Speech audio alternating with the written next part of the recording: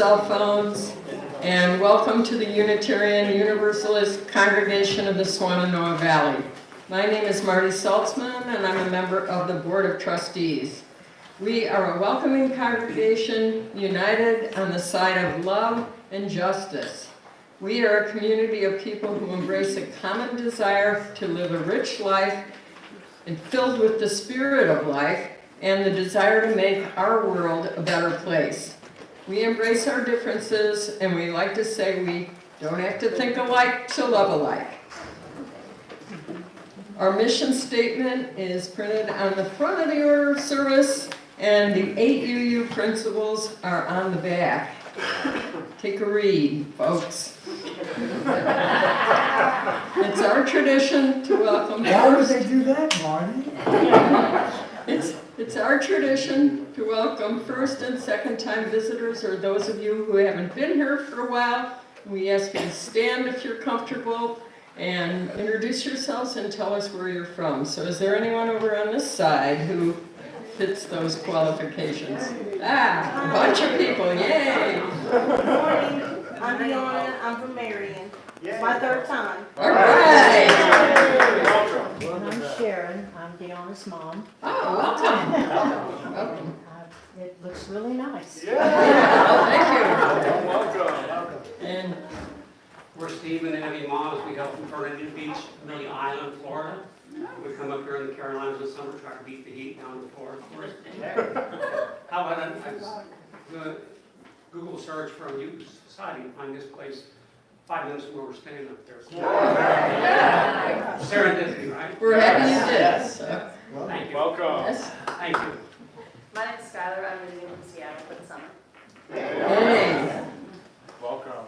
Yep. Hi, my name is Ron Oldenburg. I'm from Tallahassee, Florida. I'm staying with Dan Emerville. All right. Welcome. Anybody else over here? Okay, how about this side? I'm Hugo Rodier and Sharon Maho. We met at the Salt Lake City Unitarian Universalist Church, which is up New County. I might. We're visiting our good friends, Chris and Phil. We met them at a Unitarian church over 30 years ago in Salt Lake City. Wow. Well, welcome to another Blue County. We hope. My name is Janet Holmes. I'm from Phoenix, Arizona, and I'm visiting my daughter and son-in-law, Lisa and Dwayne Raleigh, who are brand new members.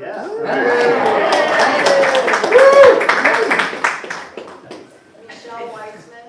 I moved to Old Fort in January from Weaverville, having been there for about 20 years, originally from LA.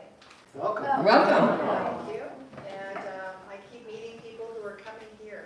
All right. Figured I'd show up. All right. Anyone else?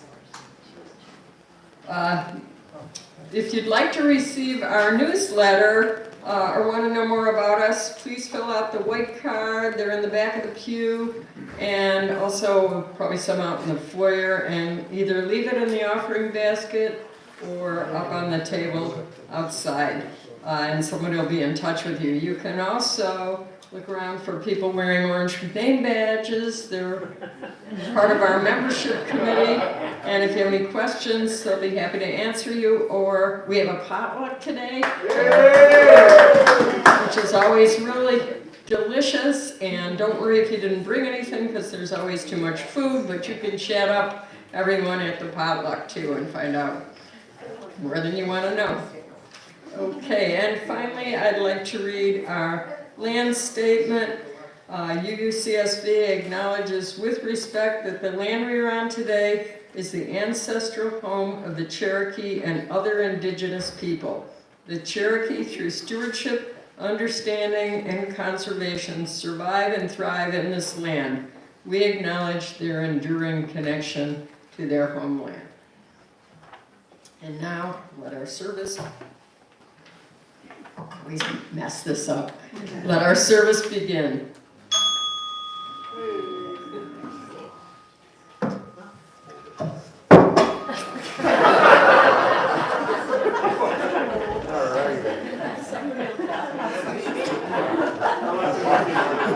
Now that you're all at peace. From that, yes. Sure you're over to our last clubs Be at peace, yes. Anyway, good to see you. And boy, when you bring your mothers, you are serious. Moms, thank you. It's not Mother's Day, and thank you for being here. Yeah, we got a good message this morning. Please rise after I give you the opening word. Okay, see? Here we go. What do I want to talk? Which one? Okay, Thomas Merton. We are living in the greatest revolution in history. A huge spontaneous upheaval of the entire human race. Not a revolution planned and carried out by any particular party, race, or nation, but a deep, elemental boiling over of all the inner contradictions that have ever been. A revelation of the chaotic forces inside each and every one of us. This is not something we have chosen, nor is it something we are free to avoid. Now you may rise, as you are willing and able, and join in number 29.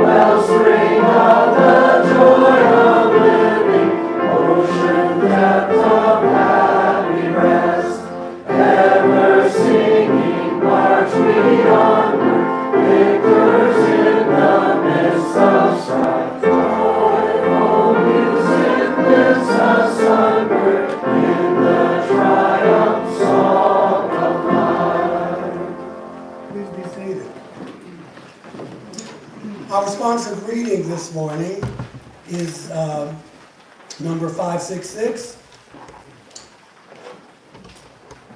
by Unitarian Francis David, or Francis David. The edge as Ishtan is on the back of the wall there.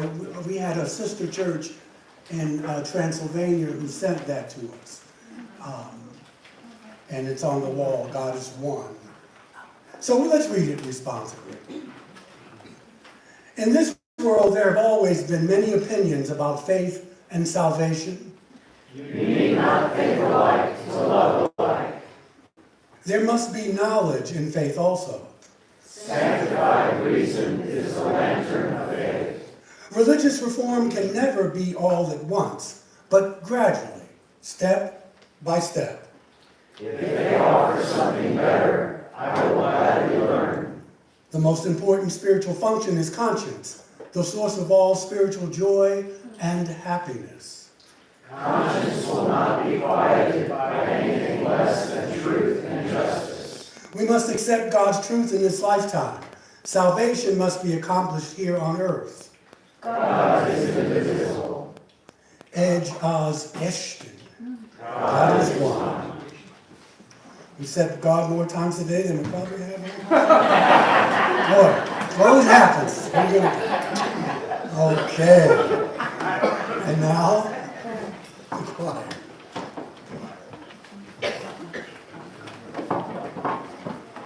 Oh, I'm sorry.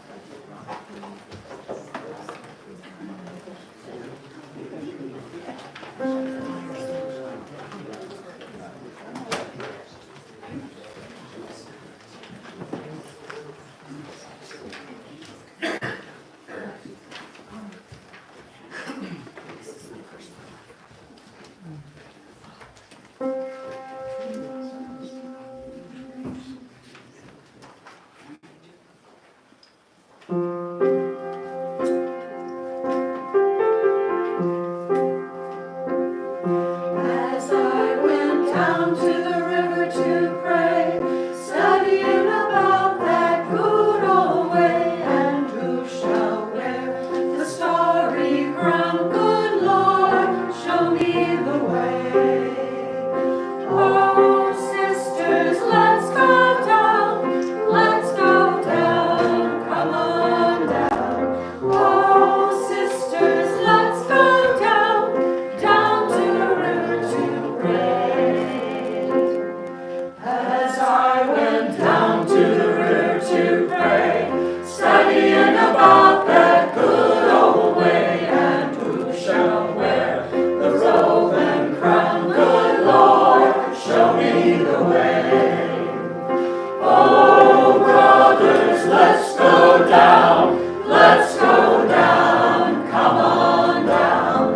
Come on, brothers, let's go down, down to the river to pray.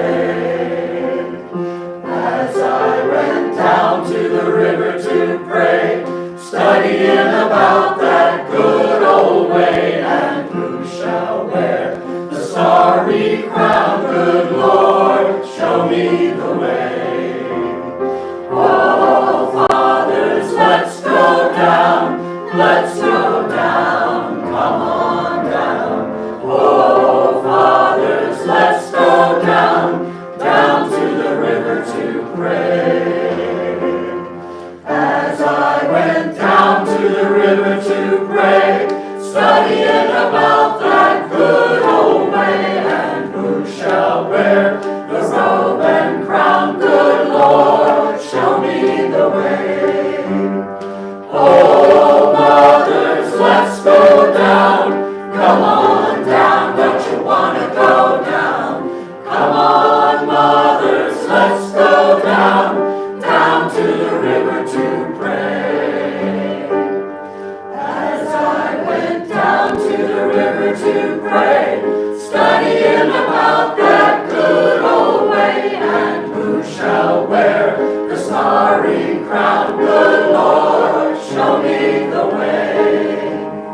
Oh, children, let's go down, let's go down, come on down. Oh, children, let's go down, down to the river to pray. As I went down to the river to pray, studying about that good old way, and who shall wear the starry crown? Good Lord, show me the way.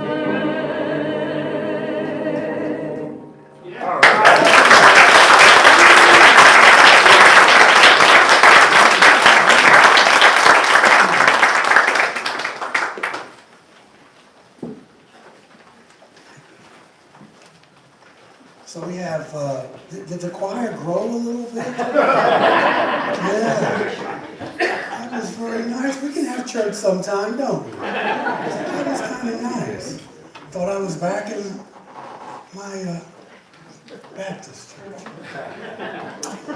Where are we? Okay, joys and concerns. Always an adventure. Joy, I see you over there.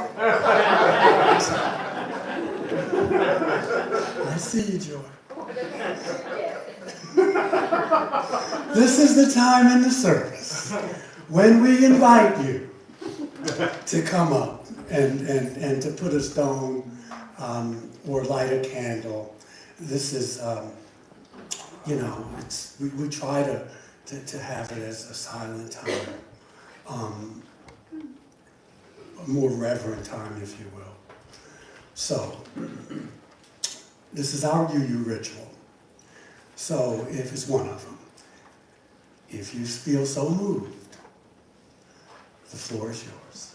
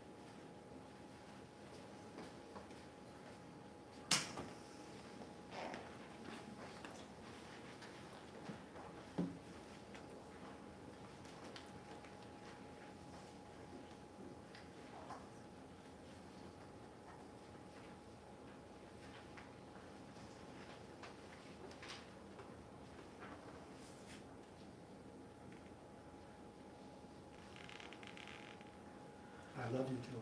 I love you too. Tell me at the end.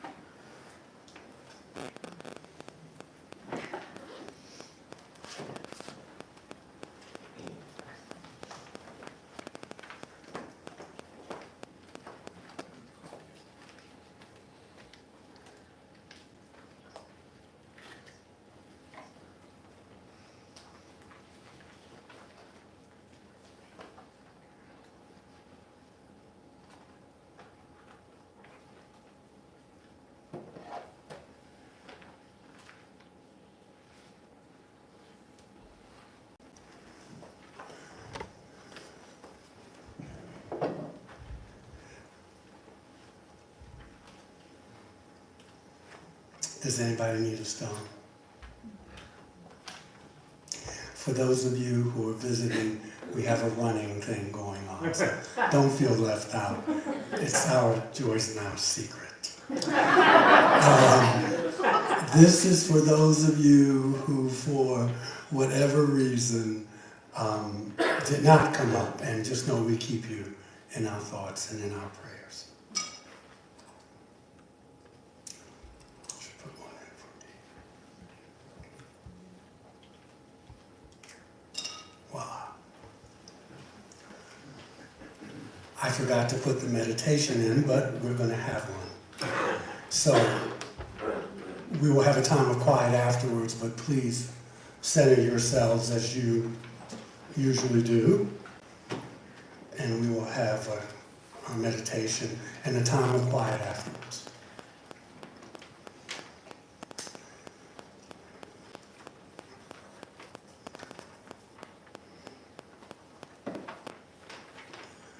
As I began to love myself,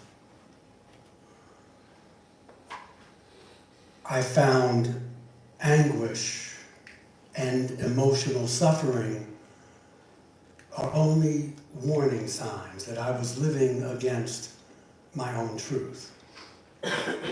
Today, I know this is authenticity. As I began to love myself, I understood how much it can offend somebody if I try to force my desires on this person, even though I knew the time was not right and the person was not ready, even though this person was me. Today, I call this respect. As I began to love myself, I stopped craving for a different life. And I could see that everything that surrounded me, and everyone, was inviting me to grow. How dare you? Today, I call this maturity. As I began to love myself, I quit stealing my own time. And I stopped designing huge projects for the future. Today, I only do what brings me joy and happiness and things I love to do and that make my heart cheer. And I do them in my own way and in my own rhythm. Today I call this simplicity. As I began to love myself, I freed myself of anything that is no good for my health, food, people, things, situations, and everything that drew me down and away from myself. At first, I called this attitude a healthy egoism. Today, I discovered that this is modesty. As I began to love myself, I refused to go on living in the past and worrying about the future. Now, I only live for the moment where everything is happening. Today, I try to each day, day by day, and I call it fulfillment. As I began to love myself, I recognized that my mind can disturb me and it can make me sick. But as I connected in my heart, my mind became a valuable ally.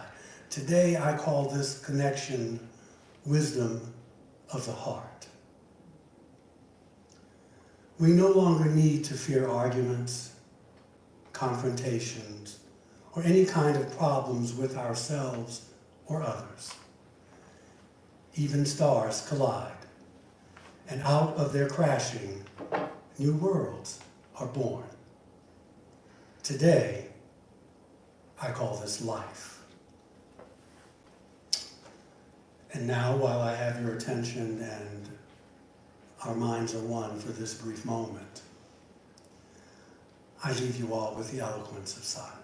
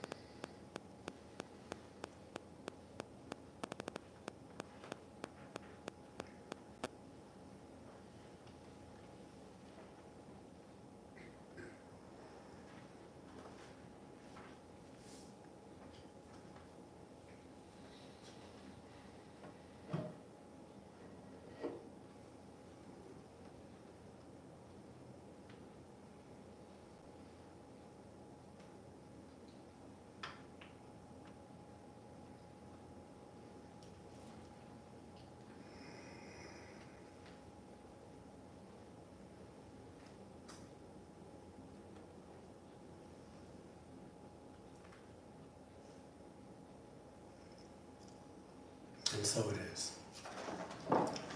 And now it's time. The greatest use of life is to spend it on something that will outlast it.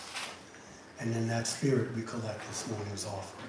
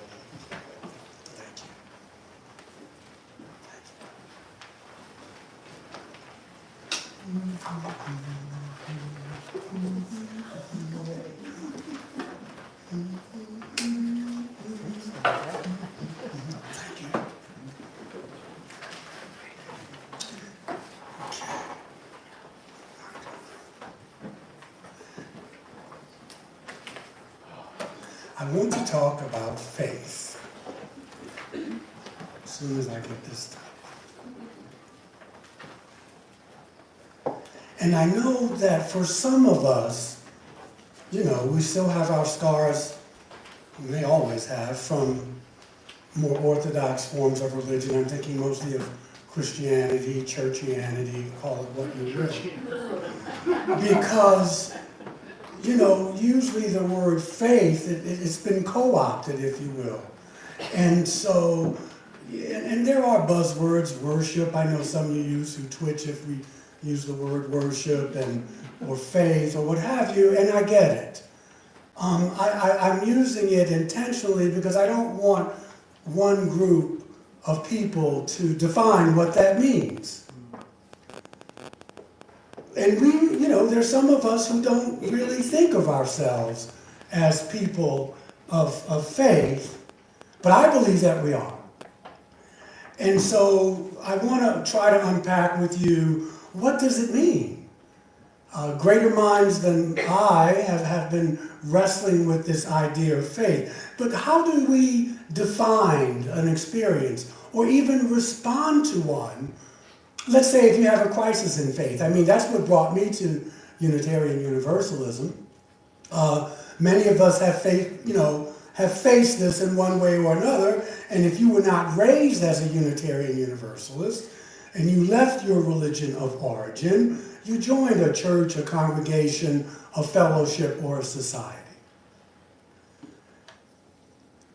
Why this is important, this faith concept, is that what we put our faith in will influence how we walk through the world and how we act out our beliefs. Now, there's a shorter formula for this, and for me, I travel in circles, other clergy, what have you, and I know what you believe by how you treat me. It's real simple. A wise prophet named Yeshua said this a little over 2,000. By their fruits you shall know them. You can go to church on Sunday, Bible study on Wednesday. You can go to the temple or the mosque on Friday. And if you treat me like I'm something under your shoe, you've done all the right things outwardly, but it's basically how you treat the planet and how we treat each other. That will tell you what people believe. But faith is a little different. Those beliefs create behaviors. Now, according to the Oxford Dictionary, they describe faith as a reliance or trust, belief in a religious doctrine, a system of religious belief, but they use the words loyalty or sincerity.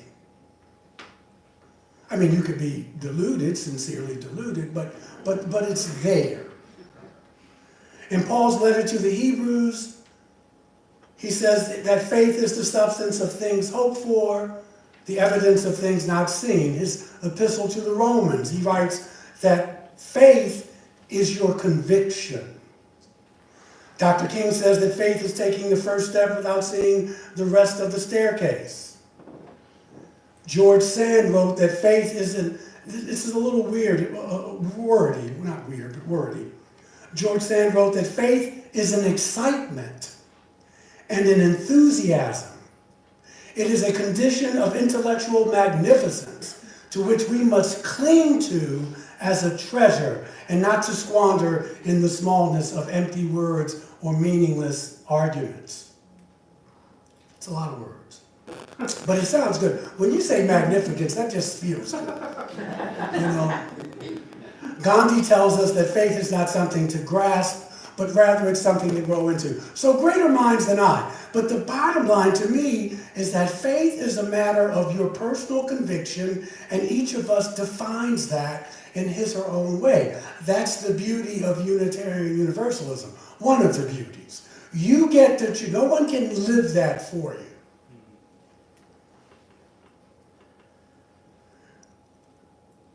But no matter how we define faith, we will always have what?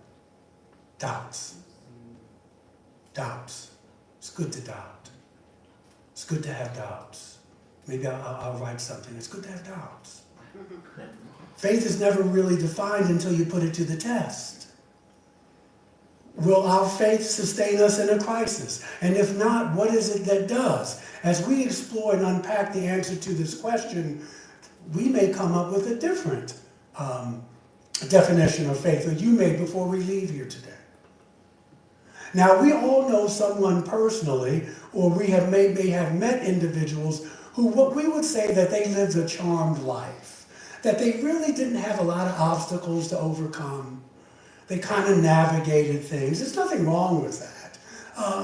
But most of us, like it or not, have found out that we have to deal with the slings and arrows of life. That is not always fair. We've endured hard times, and we've lived to talk about it. We learned, and hopefully we've grown, and we have the scars to prove it. So the question becomes, how did we do it? How did you do that? And each of us here this morning, if we were to answer this question of faith, no two stories would be the same. Similar, no doubt, but not the same. Yet one thing we would most likely agree on is that there is an element of change, or you may perceive it as a threat, if you want to look at it that way, but it comes in any crises. Crises change us, and that change can mean loss or it can mean gain. Now, over the years of our lives, and I'm talking about our spiritual lives, our interior lives, we are created and shaped by the experiences when we were in crisis and transition. Oftentimes, these crises are precipitated by the loss of someone or something that is special to us. And most of us know about the Chinese character for the word opportunity. You know, that those symbols, the character for opportunity, for crisis is danger and opportunity. At the same time, both are inherent in any crises that we encounter. So what is the danger in loss? Our identity. Or we may perceive it. Nothing can really take away your identity, but that's, when you're in crises, it's really hard and difficult to remember that. So, our personal, maybe our lifestyle, our sense of self, if it's strongly invested in people and the things that we hold dear. Perhaps this can at times, it could be a sort of ego death. Maybe we need to let go of something. And then life gives us, I don't know about you, I know that if I ever have a conflict with someone, I may not see them, but I will always bump into them. I get in the elevator and I'll walk in and it's the person I just talk bad about their mother. They had an argument and I went ghetto or something. Or I'm in Angles and I'm pushing the cart and walking down the aisle. The person I don't want to see. But I interpret that as that I need to reconcile. Not all the time, but have you ever had that experience? The person you don't want to see the next day. Like a bad penny. Anyway.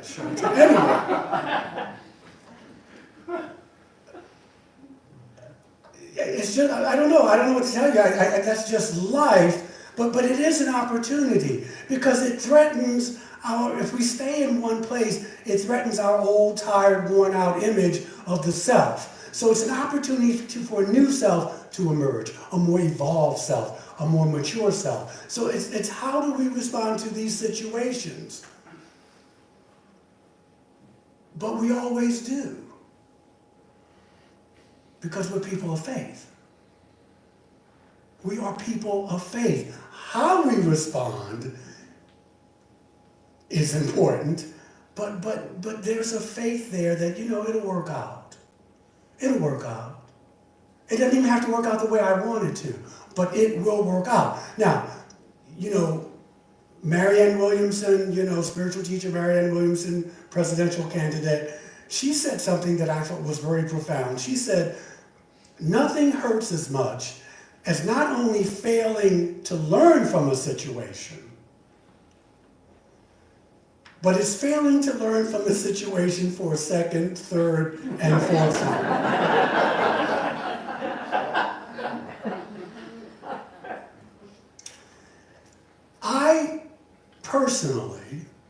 I look at my life here as I'm in a schoolhouse. That earth is a schoolhouse. Now, I do believe in life between lives and all that. But I'm here now. And, I try to look at life as lessons. What it means to be human. To learn to experience love and forgiveness. To experience joy as well as pain. It has been my experience that you continue to get the same lesson until you get it.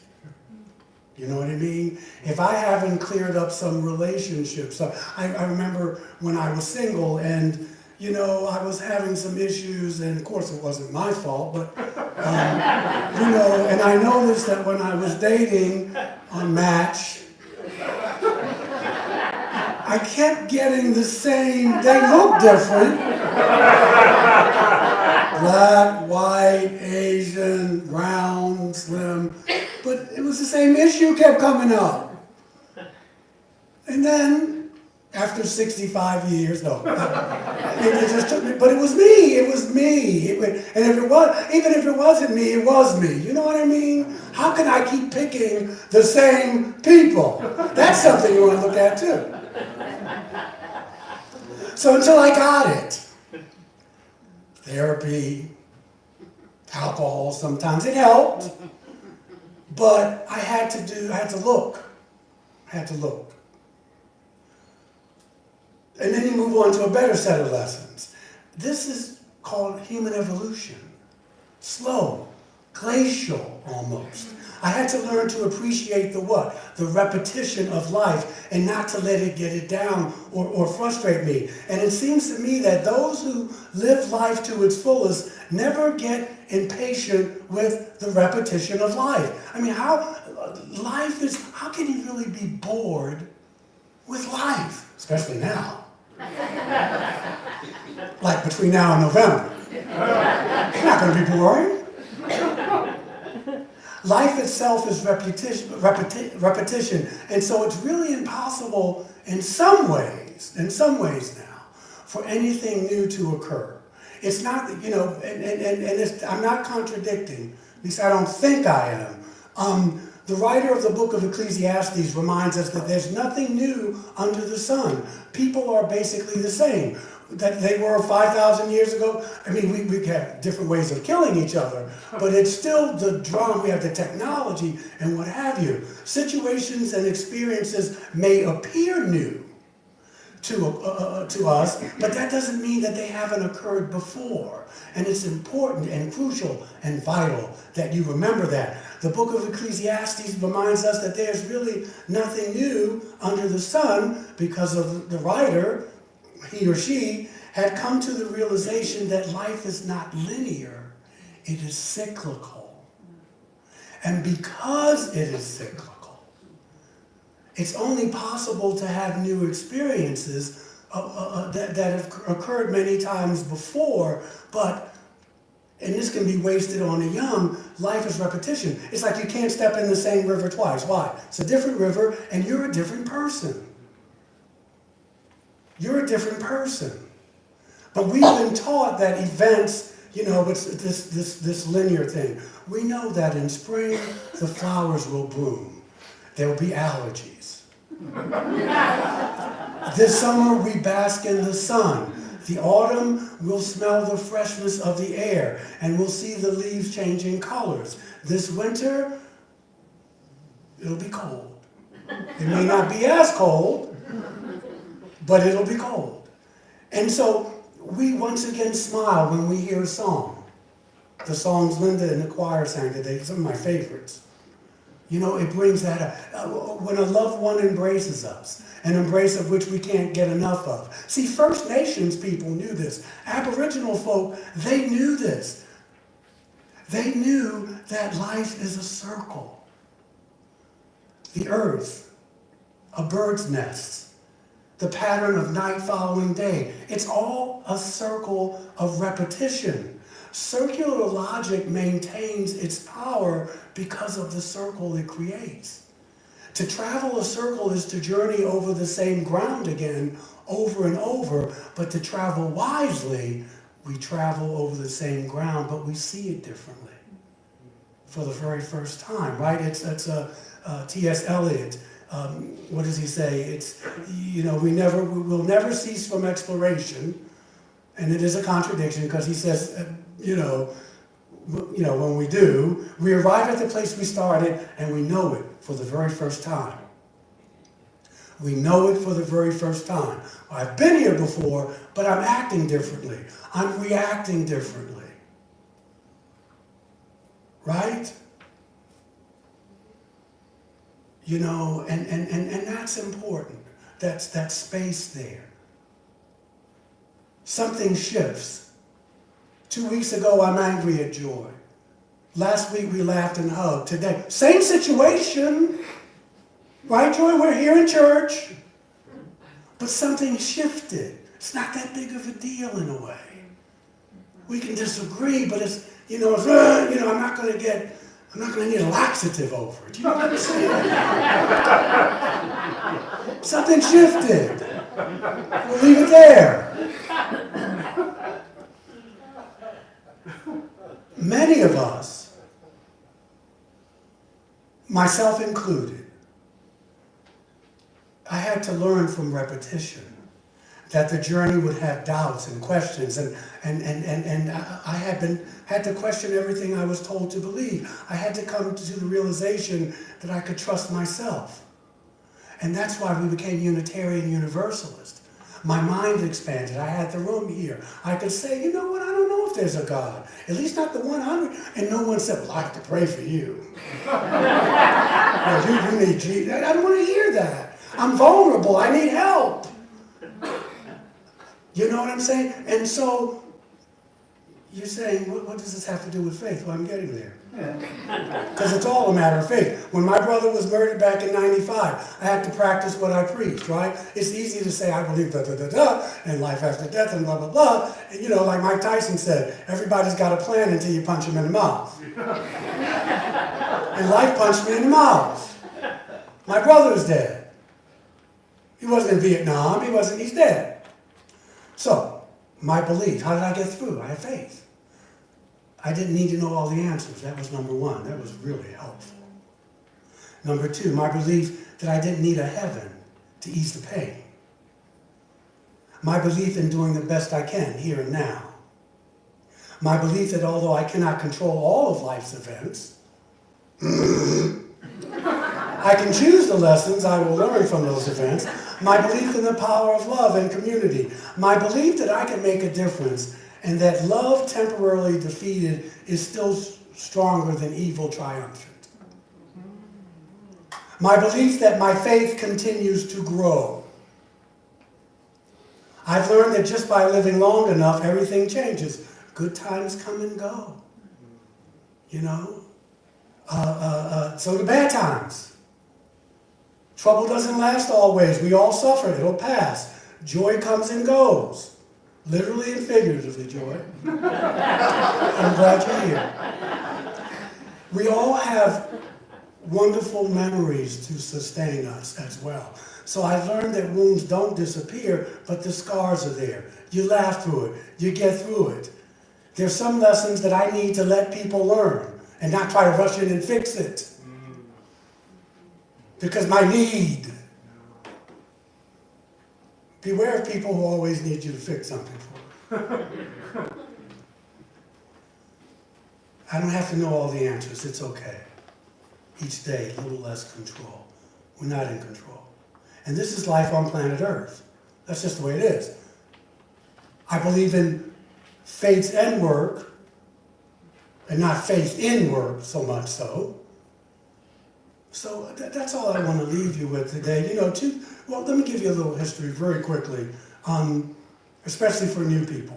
2,000 years ago, liberals, and I'm going to use that word because I don't know any other one for that, were persecuted for seeking the freedom to make religious choices. But such freedom became central to both Unitarianism and Universalism. We would call those people back then liberals. That's the term we use now. Rome would call them dead. Crucified. Burned at, they call them something else. As early as the 1830s, both groups were studying texts from world religions other than Christianity. Not that Christianity was bad, but we were a little more open. We were trying to figure some things out. By the beginning of the 20th century, humanists from both traditions advocated that what?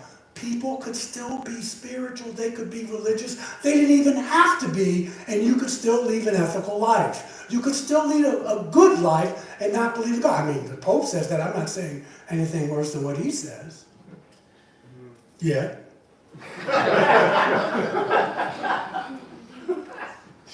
No one person and no one religion can embrace all religious truths.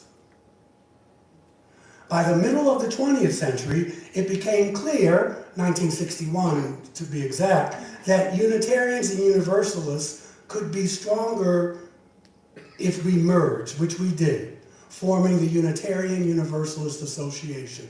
Not perfect, but there. Many Unitarian Universalists became active in the civil rights movement. We remember James Reed, a UU minister who was murdered in Selma, Alabama, after he and 20%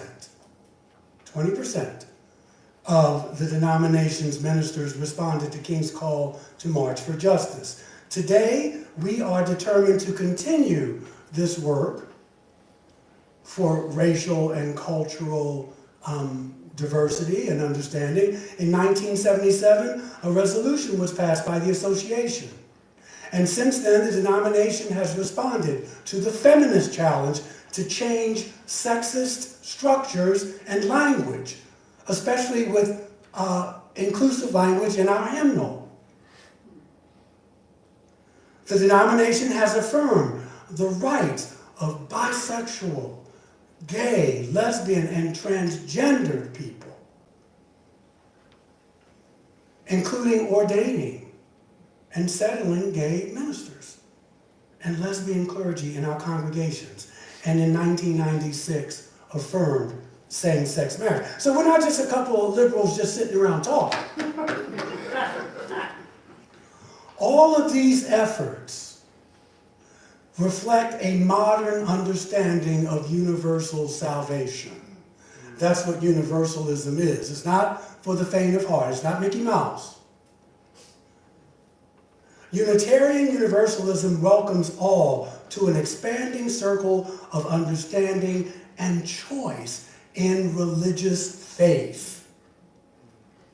Our history has carried us from liberal Christian views about Jesus and human nature to a rich pluralism that includes humanist, pagan, Christian, Jew, Buddhist, everything in between. If we as UUs have nothing else, we have faith in what? The goodness of life. We have faith that the moral arc of the universe is long and it bends towards justice. We have faith in the steady evolution and goodness of human beings. We are a people of faith, but that faith is of our own choosing. No imam, no pope, no minister. We don't need, you can't give us that. You can navigate with us, maybe.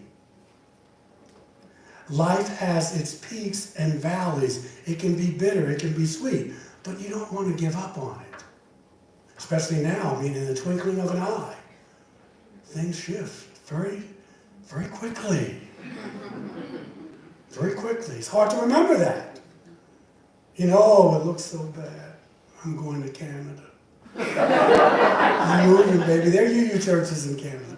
But then you wake up one morning and something has shifted. I believe in what Howard Thurman says, that the contradictions of life are not final. Good Friday has to come before Easter. We seem to be experiencing those contradictions now in our nation. By believing that these contradictions are not final, by believing that the moral arc does bend toward justice, we as UUs are people of faith. Faith in the ultimate goodness of life. And, you know, we could argue it, but I'm tired now. I guess even more importantly, I've learned that these three words describe life the best. Life goes on. Life goes on. Some may prefer this too shall pass, but that's 4 words.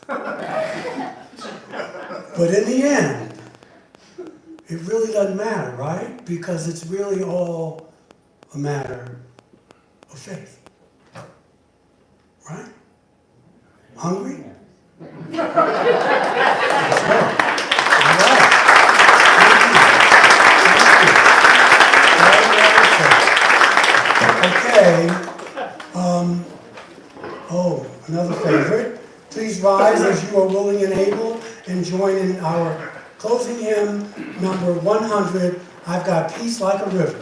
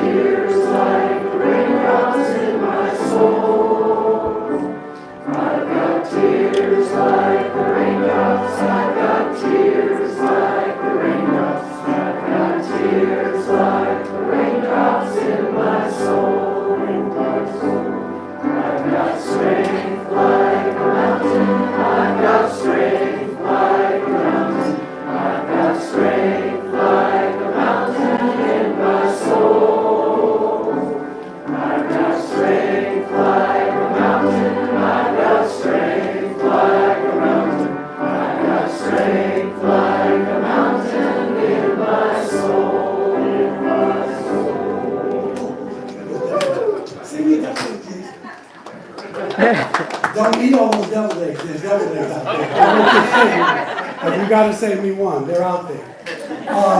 The choir, the maestros, give them some love.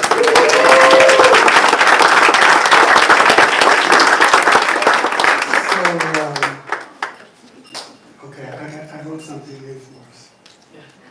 Okay. Live simply, gently at home in yourselves. Speak the truth, or just be quiet. Crave peace for all people in the world, beginning with yourselves. And go as you go with the dream of that peace alive in your heart. Good to see you. Bon appetit.